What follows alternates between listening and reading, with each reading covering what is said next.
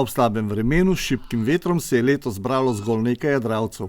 Startno mesto je bila čolnarna pri Dotiku, kjer so tudi drugače privezane majhne in elegantne jadrnice razreda Mini 12, ki pa so navkljub velikosti izjemno primerne za jadranje. Ker upravlja in obnaša se enako kot ta velike, niti pa treba pospravljati kuhne, čisto stranišča in podobnih reči. Te opreme pa nima.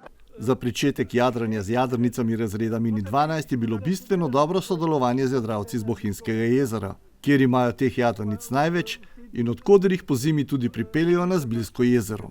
V bistvu je bilo tako, da je pred skoraj 10 leti Boštjan iz Jadralnega kluba Kalmar vprašal, če bi se dal 4 jadrnice posoditi. In ko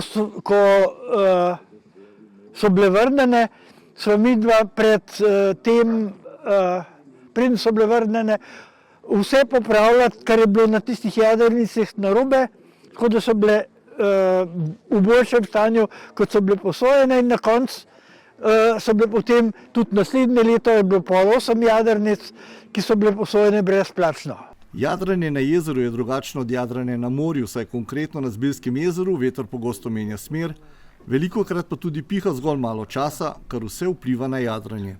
Prva stvar je, da je treba vedeti, od kod pa kako veter piha. Če tega ne veš, pa ne rata. Drugače pa lahko pilješ na sapce, samo moraš vedeti, kako je. Pa še en trik je, ko je vetra premalo, da bi jadra napel, je treba nagniti jadrnico zato, da teža jadra spravi v obliko, pri kateri so lahko učinkovita. Tako je vsako leto eden od pomembnejših dogodkov v zimski sezoni ravno regata na slovenski kulturni praznik.